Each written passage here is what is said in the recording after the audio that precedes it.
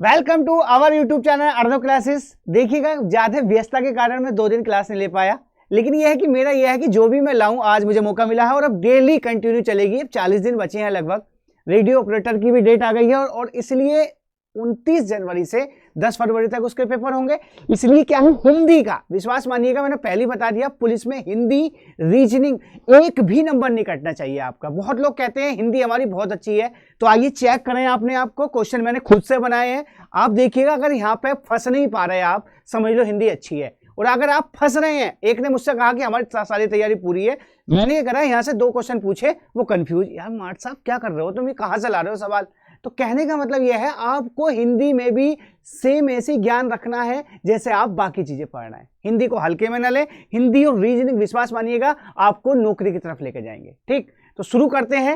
हिंदी की पहली क्लास है और विश्वास मानिएगा 5-6 क्लासों में आपकी सारी हिंदी खत्म कर दूंगा, क्योंकि मैंने, हमारे बैच का नाम है final touch batch. Final touch का मतलब यह है कि आपको यह देखना है कि हमारी तैयारी कैसी है। तो आइए शुरू करते हैं। हिंदी फर्स्ट क्लास है हमारी। सीधे क्या करा है, मैंने क्वेश्चन रखे हैं और आपको क्वेश्चन के बेस पर सारा फाइनल करवाना है। ठीक, देखते हैं कैसे। तो देखते हैं पहला सवाल क्या है। अब आप कहेंगे क्या सवाल लेके आए इतना हल्का सा, लेकिन ये सवाल नहीं है। सवाल के साथ साथ जो ऑप्शन है वो मुझे आपको क्लियर कराने हैं। जैसे आपको पूछने लगे कि बताइए अनासवान, अब मैं पूछने लगूं आपसे कि बताइए अनासवान किसे कहते हैं। आप कहेंगे कहां से लेके आ रहे हैं ये सवाल, ये भैया कुछ भी आ सकता है, अनासवान किसे कहते हैं। आप हो जाएंगे कंफ्यूज। ये तो कोई भी आंसर बता देगा कि भाषा की सबसे छोटी इकाई कौन सी होती है। भाषा की सबसे छोटी इकाई कौन सी होती है बताइएगा आप। तो भाषा की सबसे छोटी इकाई होती है वर्ण। क्या होती है? वर्ण। आप कहेंगे ये तो हमें पता था, लेकिन भैया याद रखना, वर्ण का मतलब यह है भाषा की सार्थक इकाई अगर कहे, तो कई सारे क्वेश्चन में यहां से बनाऊंगा एक क्वेश्चन से। सार्थक इकाई कहेगा तो वाक्य, सार्थक इकाई क्या कहलाएगी? वाक्य। और वर्ण को हम क्या बोलते हैं? ध्वनि। ध्वनि बोलते हैं। ध्वनि के बाद बोलते हैं जाति। आप कहेंगे क्या पढ़ा रहे हैं? रंग, अनासवान, ये सब वर्ण के रूप हैं। वर्ण का मतलब यह है कि सबसे छोटी इकाई जो है वो वर्ण हो सकता है, ऑप्शन ध्वनि हो सकता है, जाति, रंग, अनासवान, सब। बात समझ में आ गई। सार्थक इकाई को कहते हैं वाक्य। बात समझ में आ गई। तीसरी बात, स्वर किसे कहते हैं? स्वर का मतलब यह है जो स्वतंत्र अवस्था में रहता है वो कहलाता है स्वर। वो पूछने लगे कि स्वतंत्र अवस्था में जो रहता है वो क्या हो गया? स्वर। और व्यंजन किसे कहते हैं? व्यंजन वो जो स्वर की सहायता से बनते हैं। बात समझ में आ गया। जैसे कै, तो कै के साथ ए की भी ध्वनि आ रही है। बात समझ में आ गई। तो इसका आंसर भी हो गया और बाकी सारी चीजें ये हो गई स्वर की सहायता से जो बने वो व्यंजन, बाकी ये तो क्वेश्चन हो गया हमारा फाइनल। तो सारी चीजें सीख गए। सबसे छोटी इकाई वर्ण, फिर शब्द का आपको पता है कै, यानी कि जो वर्णों से मिलकर बनता है शब्द, उसके बाद वाक्य। ठीक है, ठीक, आगे आते हैं। अगला सवाल यह है, उत्तम पुरुष सर्वनाम के किस भेद का प्रकार है? तो भैया सर्वनाम से सवाल जरूर आना है। किससे? सर्वनाम से। सर्वनाम के एक पेपर में यही पूछा कितने भेद हैं। एक तो ये हो गया। संज्ञा के कितने भेद हैं? 5, 6, 4, ऐसे करके याद रखना। 5 प्यारे चंपक चाचा एमए पास हैं, यानी कि संज्ञा। 6 यानी कि सर्वनाम, और 4 यानी कि विशेषण। फिलहाल अब विशेषण जो मेन है वो भैया देखो 2 जगह फंसेंगे, एक तो निजवाचक में और दूसरा निश्चयवाचक में और संबंधवाचक में। पुरुषवाचक में आपको पता है, पहला है पुरुषवाचक।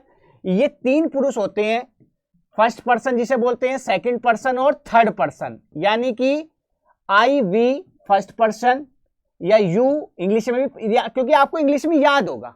बात समझ में आ गई। यानी कि प्रथम पुरुष, उत्तम, मध्यम और उत्तम, 3 हो गए। तो यह पहले पर्सन में क्या आएगा? आई और बी, मैं और हम, मैं, मुझे, मुझको, ये सब आ गया। सेकंड पर्सन में क्या होगा?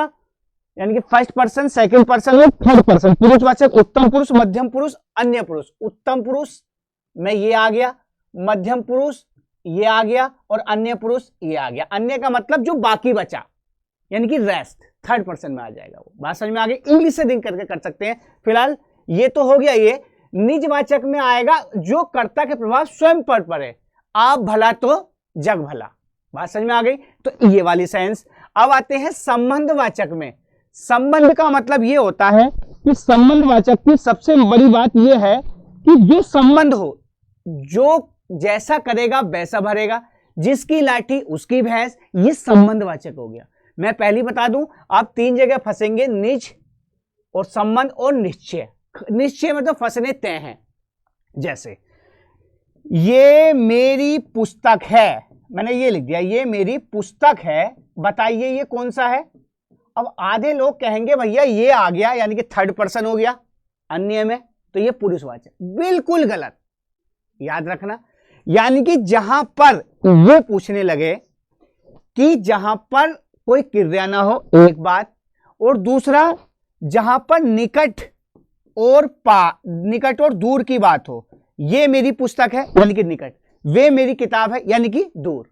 तो जहां पर ये सेंस आए तो वो वाला कहलाता है निश्चयवाचक। कोई मुझे पुस्तक दे दो तो वो हो गया अनिश्चयवाचक। बात समझ में आ रही है? तो ये निश्चयवाचक।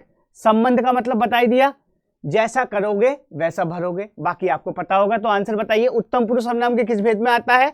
तो वो आता है उत्तम पुरुष यानी कि फर्स्ट में, यानी कि पुरुषवाचक में। आगे बढ़ते हैं। अब आप चल सकते हैं, क्या है इसका?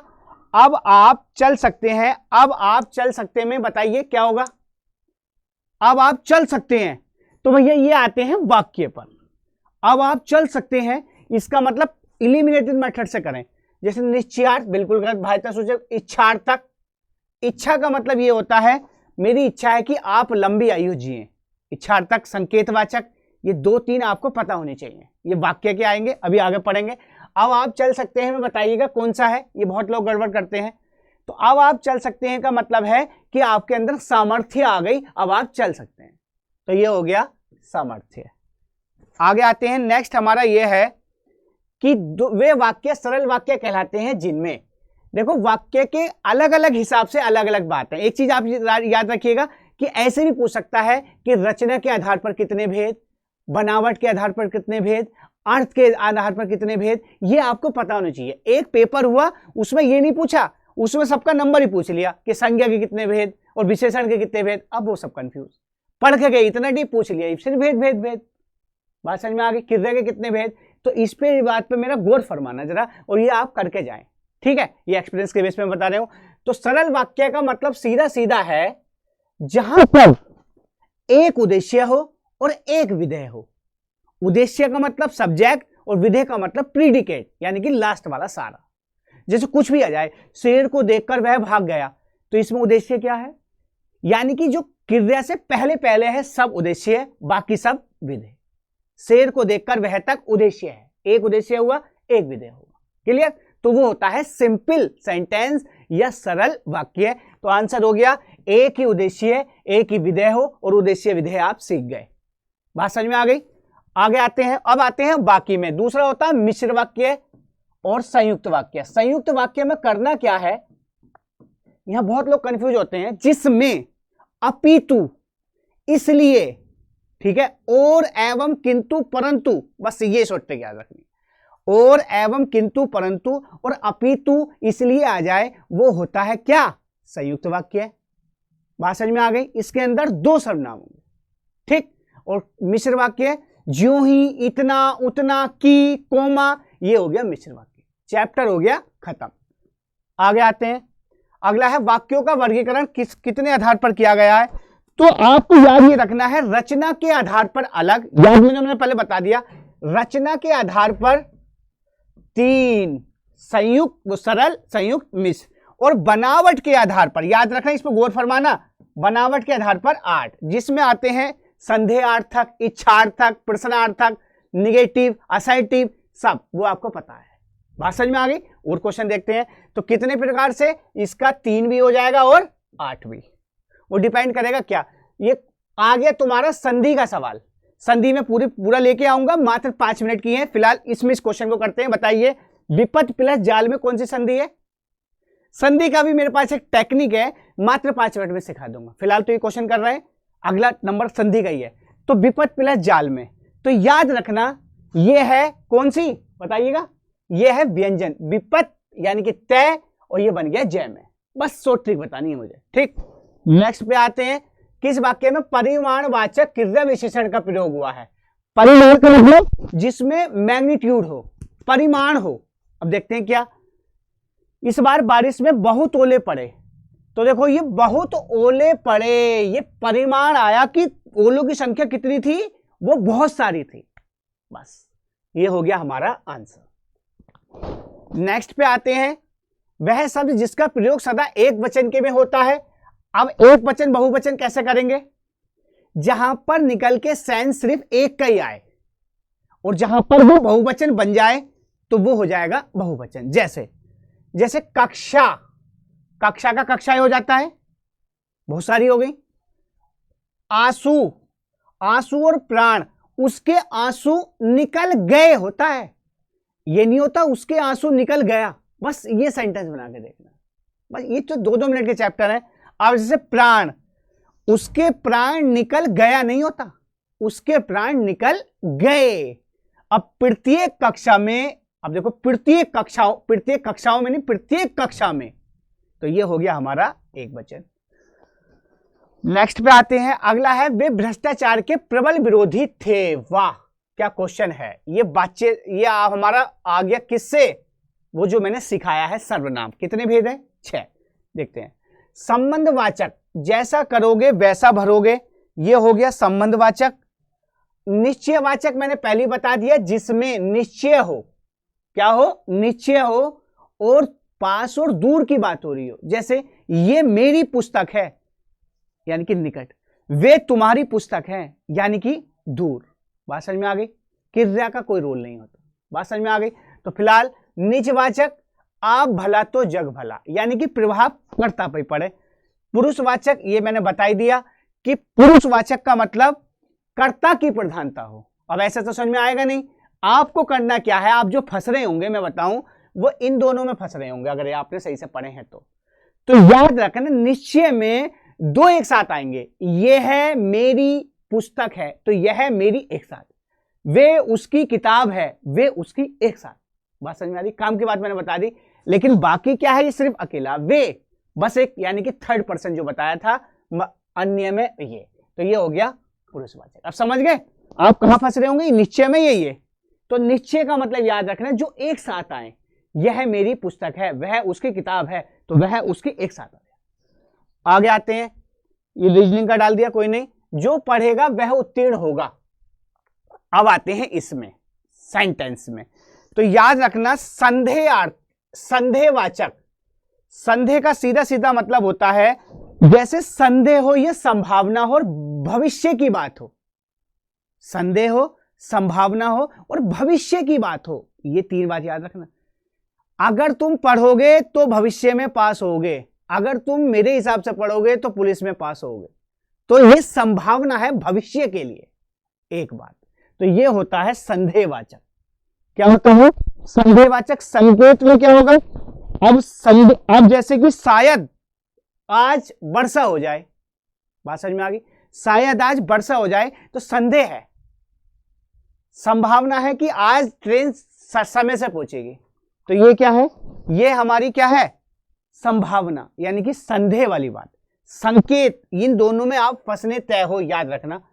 संदेह का मतलब सीधा सीधा यह है कि जिसमें भविष्य की प्रधानता हो। थोड़ा सा मैं बाय मिस्टेक गलत बोल गया, कोई नहीं, जिसमें भविष्य की प्रधानता हो, यानी कि आप इन दोनों को क्लियर कर लीजिएगा, आप यहां फंसने तय हैं। क्योंकि आज्ञावाचक कोई भी बता देगा, इंपेरेटिव सेंटेंस होते हैं, जैसे मुझे जाने दो, 1 गिलास पानी ला कर दो, इधर आ जाओ, तो ये तो सबको पता है, तो इसलिए पूछेगा भी नहीं। विधानवाचक का मतलब असर्टिव, जो सिंपल सेंटेंस होते हैं। बात समझ में आ गई? जैसे राम और घनश्याम खेलता है, अब आधे लोग और के चक्कर में चेंज कर देते हैं, नहीं, सिंपल सेंटेंस। निगेटिव का भी पता है नोट, जो फंसेंगे लोग वो इन दोनों जगह फंसेंगे, तो इसे ध्यान से समझ लीजिएगा। संदेह का मतलब शायद, ठीक है, संभावना जिसमें संदेह हो, ठीक। और संकेत का मतलब जो भविष्य की बात हो रही हो, यानी कि भविष्य जुड़ा हो, अगर तुम आज मेहनत कर लोगे तो कल मौज से जियोगे, जिसमें भविष्य की बात हो रही है। बात समझ में आ गई? अब इसका हो गया जो पढ़ेगा वह उत्तीर्ण होगा, तो इसका मतलब ये भविष्य की बात है, जो आज पढ़ेगा वो भविष्य में उत्तीर्ण होगा। तो आंसर हो गया ए। आगे आते हैं, मोहन नहीं आने वाला है। अब जैसे ही ये सवाल आया तो आप कंफ्यूज, यार बलदायक, अनुरोधवाचक, आज्ञावाचक, प्रश्नार्थक क्या, तो आपको एलिमिनेटरी मेथड से करना है। हर चीज तुम्हें याद ही नहीं आएगी, कुछ ऑप्शन का भी यूज करेंगे। आज्ञा तो है नहीं, क्योंकि इंपरेटिव सेंटेंस में क्या होता है, स्टार्टिंग होती है वर्ब से, तो ये गलत। प्रश्न भी नहीं है क्योंकि क्वेश्चन वाचक नहीं है। अनुरोध, अनुरोध उसने किया नहीं कि भैया मुझे एक गिलास पानी दे दो, तो बचा क्या, ये ऐसे लगा के आएंगे, किससे, ऑप्शन को कट करके। नेक्स्ट पे आते हैं, किसमें क्रिया का भाववाच्य प्रयोग हुआ है। अब देखो ये आते हैं वाच्य, बहुत लोग इसमें कंफ्यूज रहते हैं, जरा ध्यान से समझ लीजिएगा। वाच्य 3 है, कृतवाच्य, कर्मवाच्य और भाववाच्य। कहने का मतलब यह है एक्टिव वॉइस, थोड़ा इंग्लिश का भी यूज कर सकते हैं, पैसिव वॉइस, ये तो ये हो गए। अब ऐसे समझिएगा जिसमें किसी के द्वारा काम हो रहा हो, द्वारा द्वारा द्वारा लगा के, जैसे लेख लिखा गया है ना, तो किसी के द्वारा तो लिखा गया होगा, तो वो क्या हो गया, कर्म। ठीक है, मैं पुस्तक पढ़ता हूं, तो ये खुद पे आ रहा है, मैं क्या पढ़ता हूं, पुस्तक। तो कहने का मतलब एक चीज भी पूछ सकता है कि अकर्मक और सकर्मक क्रिया दोनों किस में यूज होती हैं, कृत में। कहने का मतलब एक्टिव वॉइस और पैसिव किसी के द्वारा, तो वो हो गया कर्म। सिंपल सा समझिएगा। अब आते हैं भाव पर। भाव में एक तो जाता आएगा लास्ट में, ता, मुझसे खेला नहीं जाता, तो इसका मतलब ऐसा लगेगा यार कोई दिक्कत है क्या, परेशानी है क्या। ठीक है, मुझसे पढ़ा नहीं जाता, यानी कि जहां पर निगेटिव सेंस आ रहा हो, बेचारी की दया आ रही हो, भाव उत्पन्न हो रहे हो, निगेटिव सेंस, तो वो होता है भाववाच्य। कृतवाच्य एक्टिव वॉइस और कर्मवाच्य पैसिव वॉइस। बात खत्म। देखते हैं जिसमें भाव उत्पन्न हो रहा हो, लड़कियों ने मां को देखा, तो उससे तो कोई भाव होगा नहीं, उससे फल नहीं खाए गए, ओहो फल नहीं खाए गए, अरे, तो इसका मतलब बेचारे के मुंह में दिक्कत है, या तो दांत टूट गया, ये दांत कमजोर है, तो भाव हुआ ना सेंस निगेटिव, तो ये हो गया भाववाच्य। बीता हुआ क्षण सदा के लिए गया, वाह क्या सवाल है। अब पहले जरा बताना इसमें उद्देश्य क्या है। तो देखो बीता हुआ क्षण सदा के लिए गया, तो बीता हुआ क्षण ये हो गया, बाकी प्रीडिकेट हो गया, विधेय से बोलते हैं। तो बीता हुआ क्षण सदा के लिए गया। मिस्र में क्या होता है मैंने बताया है, ज्यों ही, इतना, उतना, की, ये कोमा, इसमें कुछ है नहीं।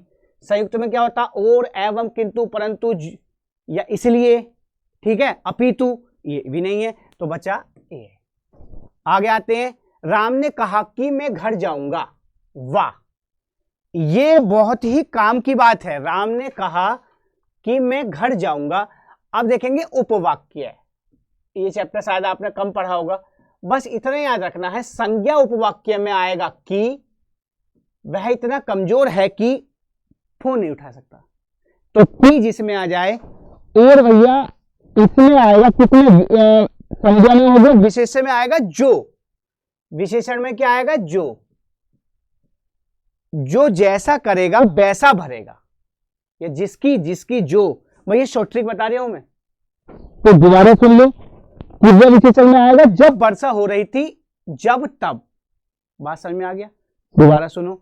यानी कि संज्ञा उपवाक्य में क्या आएगा, की, और विशेषण उपवाक्य में आएगा जो। एक चित्र को उठाओ जो मोहन ने बनाया है, ठीक है, उससे ऐसे बात करो जो, यानी कि शॉर्ट ट्रिक ये है, अगर की आ जाए तो संज्ञा उपवाक्य, जो आ जाए तो विशेषण उपवाक्य, और जब तक तब तक आ जाए तो क्रिया उपवाक्य। चैप्टर खत्म।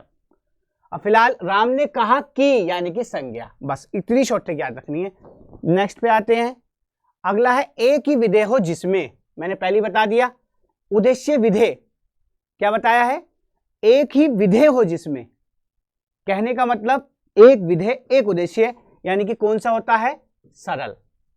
अब तो क्वेश्चन करने, जिस वाक्य में साधारण और मिश्र वाक्य का मेल संयोजन अव्यय द्वारा हो, अव्यय, जिसमें अव्यय आ जाए, बताओ, साधारण मिश्र वाक्य का में संयोजन अव्यय द्वारा हो। अव्यय किसे कहते हैं भैया, और, एवं, किंतु, परंतु, सब अव्यय हैं। देखो क्या घुमाया सवाल, तो इसका हो गया संयुक्त। नेक्स्ट पे आते हैं, अयोग्यवः, ये पता ही होगा आपको, अयोग्यवः कितने हैं, नेक्स्ट पे आते हैं, ज्वालामुखी में कौन सी संज्ञा है? फिर संज्ञा पे आ गए। संज्ञा किसे कहते हैं? जिसमें से क्वेश्चन पुटअप हो। क्या पुटअप हो? क्वेश्चन। जैसे आप समझिएगा, जिसमें से क्या, कब, कौन लगा के क्वेश्चन निकल जाए वो कहलाती है संज्ञा।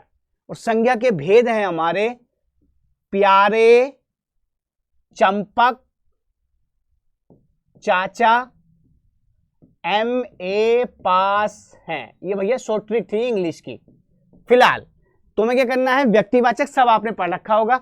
तो व्यक्तिवाचक का मतलब जिसमें सिंगल आइडेंटिटी शो हो रही हो। जातिवाचक का मतलब जिसमें पूरी जाति की बात, जैसे लड़का एक जाति है ना, अब उसका नाम चेंज कर दिया, नितिन जैसे मेरा नाम है, तब वो व्यक्ति बना है। जैसे ज्वालामुखी क्या है? एक जाति है। पर्वत क्या है? एक जाति है। लेकिन हिमालय की बात करें तो वो जाति नहीं है, वो पर्वतों का एक विशिष्ट रूप है। बात समझ में आ गई? तो फिलहाल ज्वालामुखी क्या है? जातिवाचक। और हम कर दें कि इटली का ईटना, तो वहां पर फिक्स हो गया कि वो इटली में है, तो वो हो जाएगा व्यक्तिवाचक। तो फिलहाल ये हो गया कौन सा हमारा? ज्वालामुखी, जातिवाचक। बस ये खत्म। नेक्स्ट वीडियो में मिलते हैं, क्योंकि मैं ज्यादा लंबी वीडियो बनाना नहीं चाह रहा। ठीक, तो आप प्लीज, आपसे गुजारिश है कि हिंदी की ऐसी लेटेस्ट क्लासें आती रहेंगी। प्लीज चैनल को सब्सक्राइब करें। Thank you.